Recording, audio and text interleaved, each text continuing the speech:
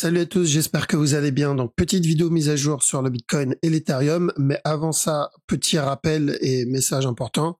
Donc, faites attention, je ne vous contacterai jamais par mail ou par message, d'accord, sous le nom de Wave Trading France.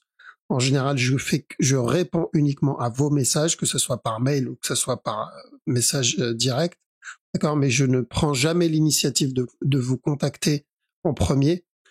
Donc vérifiez bien si vous recevez un mail soi-disant de moi ou de Wave Trading, que ce soit bien moi, d'accord? Parce que l'adresse, normalement, c'est contact@wavetrading.fr, d'accord?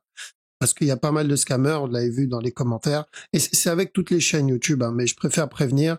J'ai vu des groupes Facebook à mon nom, j'ai vu un Instagram au nom de Wave Trading France aussi, alors que la personne n'a rien à voir avec Wave Trading France. Bref, faites attention, soyez vigilants, que ce soit avec moi ou si vous suivez d'autres youtubeurs dans l'univers de la crypto, faites attention aussi, parce que ils sont dans la même situation. Ok, c'est la magie des réseaux sociaux.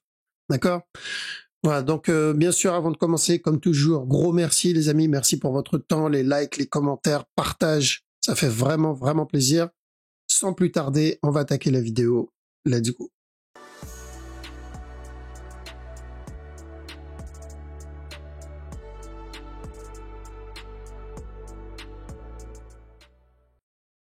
Alors, donc on va commencer par le Bitcoin rapidement en daily. Alors, daily, la direction et les scénarios restent les mêmes, hein, ça n'a pas changé. Donc, si c'est un expanding, l'objectif, c'est de revenir péter le top, ici. Si c'est le running qu'on avait vu, le gros, bah, c'est pareil, de toute façon, une fois que le C est terminé, l'objectif, c'est de revenir péter le top. Par contre, si on est sur un A et non pas un C pour une nouvelle structure corrective, dans ce cas-là, l'objectif, c'est juste nous donner, hop, on va le mettre en rose ici. Donc l'objectif, c'est juste nous donner un B, ok, et donc ne pas casser le top directement, juste un B. Donc la même chose à peu près, on va viser plutôt le rose et non pas le rouge par sécurité, histoire d'avoir le temps de prendre des profits, de mettre des BE. Comme ça, s'il rechute, on va pouvoir réinjecter. Un peu comme ce qu'on avait fait ici, pour rappel, ceux qui suivent la chaîne depuis un petit moment. Rappelez-vous ce qu'on avait fait en 4 heures ici.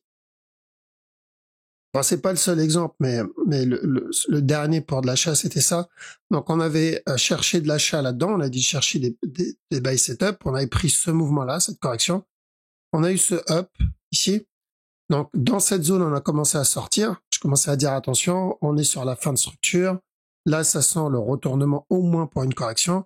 C'est une bonne zone pour sortir, mettre les BE, etc. Et je répétais, break-even à chaque no plus haut.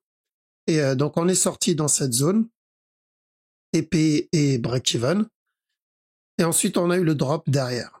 Une fois le drop obtenu, on a eu ce regular flat. Et là, on a dit de chercher de l'achat. D'accord, l'objectif, revenir au moins tester ce top. Donc, ce qu'on a pris là, on a pu le réinjecter plus bas. Et ensuite, on a eu ce up là. Et à partir de là, on a commencé à dire de sortir à cause du potentiel running plus haut. La vidéo est dispo. Vous pouvez aller jeter un œil si vous voulez voir comment on a trade et comment on a analysé ce move du début jusqu'à la fin. N'hésitez pas à regarder. On a fait la même chose ici. Pour le drop, on a fait la même chose. Donc, c'est toujours intéressant de voir comment on a abordé le mouvement, enfin en tout cas les structures depuis le début, d'accord? Donc n'hésitez pas à jeter un œil, surtout si vous commencez ou si vous découvrez la chaîne. Je pense que ça va pas mal vous aider, ok?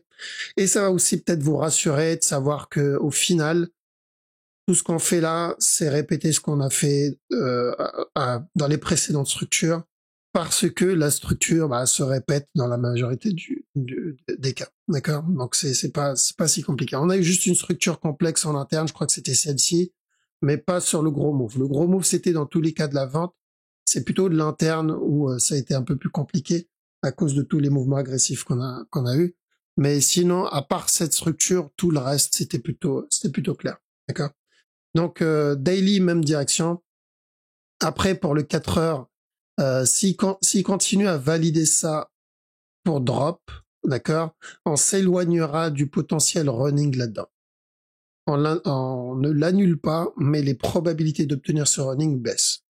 Maintenant, si on annule ce running, ça veut dire que le running de départ, ça reste celui-là. Donc ce A, ce B, ce C. Vous savez, le running qu'on a cherché à la base. Quand on était ici, on avait dit de chercher de l'achat et ensuite de la vente. D'accord? Donc plus il s'éloigne, plus il validera le fait que c'était ça notre running de base et que c'était bien le bon. Mais on gardera quand même l'autre en tête pour ne pas être biaisé, parce que ça c'est dangereux. Et on focus sur le 1 heure, parce qu'en 1 heure il est en train de range d'après moi ici. On a eu ce A, là il est en train de corriger le A. Donc mon objectif c'est encore revenir tester le top. D'accord? Donc revenir péter le top tant que ce bas n'est pas cassé, c'est important. S'il vient péter le bas, on ira pour un running, mais régular pour le moment, régular. 15 minutes, donc pour les flashman, vite fait, donc 1 heure, c'est revenir tester le top pour un regular flat. Et en 15 minutes, attention ici, il a l'air d'être en train de range. Pardon. Donc il a l'air d'être en train de range, je serais pas étonné de le revoir tester le bas. Je préférerais d'ailleurs qu'il reteste le bas. Dans l'avant-dernière vidéo, j'ai dit j'aimerais bien qu'il y en ait un drop, donc j'attends plutôt un drop. Une fois le flat obtenu, là pourquoi pas je chercherai de l'achat tant qu'on est au-dessus de ce bas-là. Et c'est ce que je surveille, d'accord? Je continue à surveiller ça. Donc juste ce mouvement-là qui me semble pas être une structure pour de l'achat, mais plutôt un range. Donc voilà, ceux qui sont dans l'achat ici, attention à ce mot. Ok. Donc pour le moment, un A ici, un B ici. Une fois le C obtenu, pourquoi pas chercher un petit buy, faire attention à stop au cas où on obtient une structure plus complexe, mais l'objectif final reste le même. Et c'est ce top-là. Maintenant, si il essaie de venir péter ce bas, on ira pour au minimum un running ou voire péter le top. D'accord? Donc, en gros, c'est pour dire que je focus la grosse structure. Je m'en fous des mouvements en interne et je m'attends pas spécialement à une structure complexe, même si oui, c'est possible qu'il me donne une structure complexe. Alors, donc, objectif, toujours pareil. ETH, je pense qu'on va venir péter ce bas. Il y a des chances qu'on obtienne ou un futur running, d'accord? Ou sinon, peut-être il a déjà donné un running dans cette structure. Donc, ça ne change pas le mouvement en 1 heure. Je m'en fous un peu qu'il vienne péter le bas en vrai. Ça ne changera pas ma structure en 1 heure parce que la règle, elle est simple. Tant que ce bas-là n'est pas cassé, hop, la direction, c'est revenir tester ce top. C'est tout. C'est une fois que le top est cassé où j'ai commencé à être vigilant. Donc, un peu ce qu'on a eu là-dedans. D'accord? Donc, on a eu ce up, j'attends la correction, il se termine, et ensuite je vise le buy pour le top. Là, je vais juste répéter la même chose.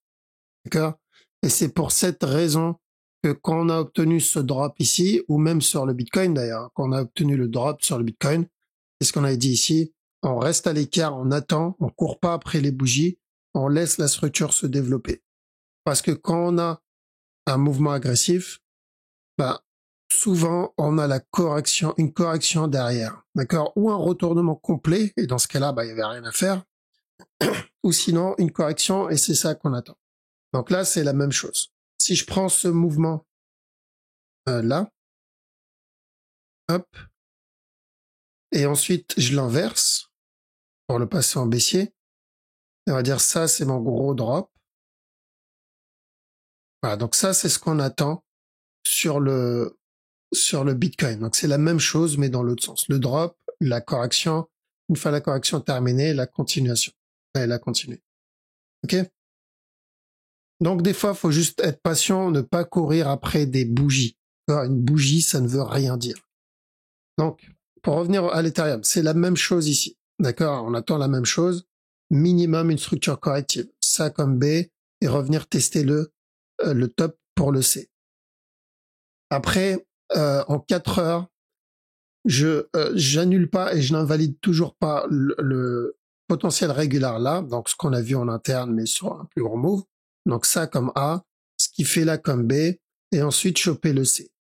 Le truc, c'est plus l'interne. L'interne, ça m'embête que ça soit un B. Il y a peu de chances que ça soit un B. Donc l'autre possibilité, c'est que ça soit mon running flat. Pareil, il y a vraiment très peu de chances que ça soit le cas. Donc le B m'embête. En tant que B, ça, je trouve que c'est pas très propre. Donc, je reste très vigilant. Je garde en tête que ça, tant que ce bas n'est pas cassé, je tenterai les buy setup, comme ce qu'il donne ici. Mais je ferai attention à chaque nœud plus haut au cas où il prévoit de donner autre chose. Car peut-être un running ici. Et revenir péter le bas. Donc, s'il pète le bas, si mon B vient casser le bas, j'irai pour un running et ensuite une continuation. Alors, donc, ça sera toujours de l'achat, mais l'objectif ne sera pas le même. Okay.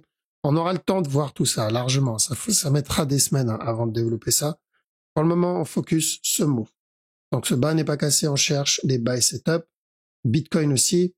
Rapidement, le BNB, parce que lui, il a validé le running en interne.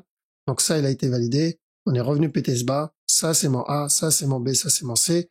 Donc maintenant, à chaque nœud plus bas, je cherche de l'achat. Même s'il vient péter, je chercherai de l'achat pour un running flat. Alors, et ensuite, une continuation, surtout si c'est un running flat. D'accord? Donc ceux qui ont pris le sell pour le running, on fait attention. Maintenant, prochain objectif, c'est d'attendre que le B se termine. On va pas attendre la cassure de la trend, un petit flag dessus, et là, on cherchera le retournement. Tant qu'on est en dessous de la trend, on fait rien. Et s'il casse et il corrige au-dessus, ça peut être pas mal pour chercher des setups pour le C. D'accord? Voilà, donc on a fait le tour. De toute façon, je vous dis à demain pour le live, si tout va bien. Donc n'hésitez pas à nous rejoindre. Vous avez le lien dans la description. C'est à 19h. Et comme ça, on peut analyser d'autres cryptos, faire la vidéo YouTube ensemble, comme d'habitude. Donc je compte sur vous. Passez une très bonne journée ou soirée. Je vous dis à demain. Ciao.